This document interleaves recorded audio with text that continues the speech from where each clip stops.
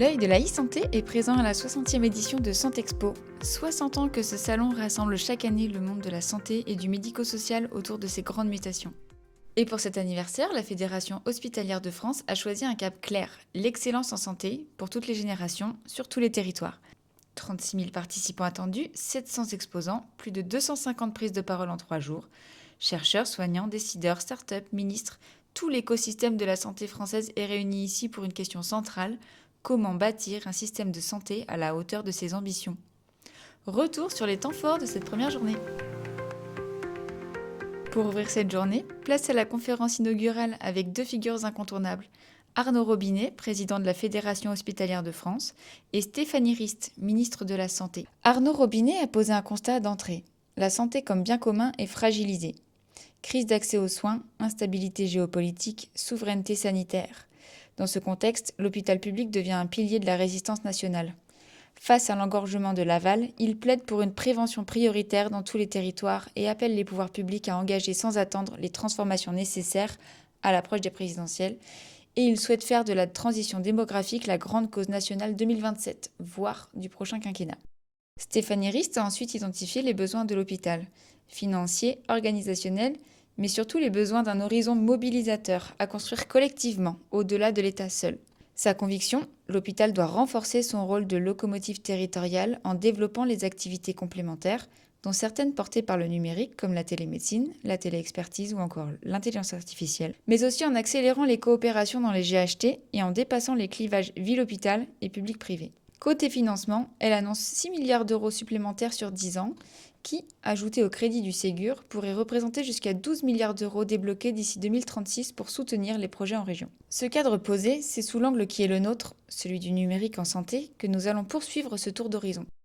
Tout d'abord avec un regard très concret porté sur le numérique par la FHF lors de sa conférence Faire génération, le numérique en santé comme bien commun, qui met en évidence qu'en transformant profondément les pratiques, le numérique peut aussi contribuer à l'apparition de nouvelles fragilités, comme les fractures numériques, la surcharge administrative, la dépendance technologique ou encore les questions éthiques. Du côté soignant, l'attente est claire: automatiser les tâches pour retrouver du temps médical. Mais le constat est souvent amer, des outils complexes, peu ergonomiques, qui éloignent parfois du patient plutôt qu'ils n'en rapprochent. L'enjeu n'est donc pas de faire tout numérique, c'est de construire un numérique utile, éthique, souverain et réellement au service des patients et des professionnels. Il faut pouvoir penser le numérique pour tout le monde de manière à rester inclusif, de manière à ce que chaque personne, en fonction de son niveau de maturité, sa compétence, sa capacité à faire, puisse continuer d'avoir le même accès et le même service rendu.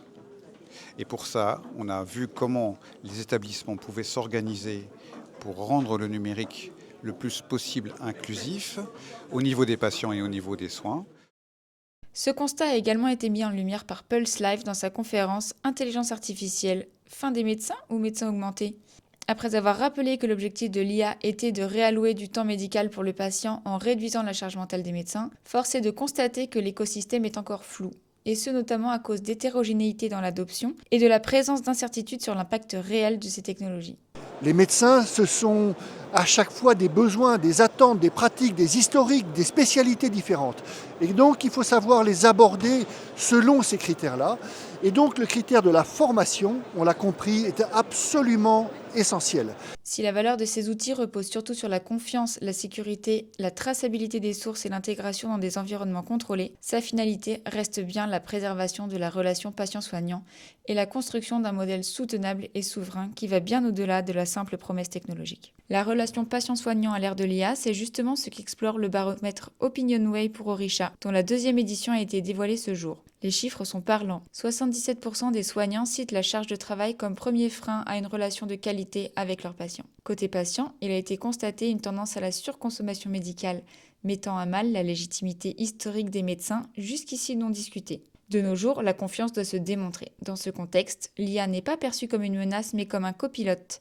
Au-delà du gain qu'elle peut procurer pour les médecins, 68% d'entre eux estiment qu'elle améliore la qualité du diagnostic et 65% la sécurité des soins. Pour les patients, le mot d'ordre est la transparence. 74% veulent être informés de l'utilisation de l'IA, quand 71% souhaitent pouvoir en refuser l'usage. Le message de ce baromètre est clair: réconcilier la technologie et l'humain pour que l'IA renforce la relation patient-médecin.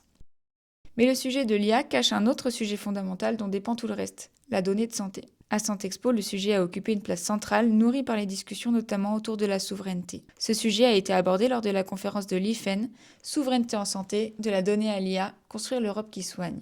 La santé repose de plus en plus sur la donnée, mais celle-ci est aujourd'hui très hétérogène, non structurée et coûteuse à exploiter. L'IA devient un levier clé pour automatiser l'extraction et la structuration des informations médicales, rendant possible une exploitation à grande échelle plus rapide et parfois plus fiable que les méthodes humaines. Dans ce contexte, la compétitivité internationale est forte. Les États-Unis disposent de vastes bases privées très exploitables mais biaisées, tandis que l'Europe a des données plus représentatives mais freinées par la réglementation. Pour y répondre, l'Europe mise sur des modèles fédérés et interconnectés permettant d'exploiter les données sans les centraliser. On est parfois frileux vis-à-vis des États-Unis qui ont des gros capitaux, des gros investissements par rapport à ce qu'on peut avoir en Europe. Je pense qu'en Europe, on a aussi des réseaux qui fonctionnent bien, d'acteurs qui travaillent, des législations qui se mettent en place, des structures comme la plateforme de données de santé en France ou Health Data Hub qui existent. Et donc, on a notre carte à jouer. L'enjeu final est clair. Transformer la donnée en levier collectif pour améliorer les soins plutôt que comme outil de contrôle ou de simple exploitation économique. On clôture cette première journée en beauté avec la remise du trophée de l'innovation FHF qui a récompensé 5 startups au sein de 5 catégories différentes, dont Tandem Health pour la catégorie médecine à l'ère de l'IA. C'est tout pour aujourd'hui. Rendez-vous demain pour les temps forts de la seconde journée de Santexpo 2026.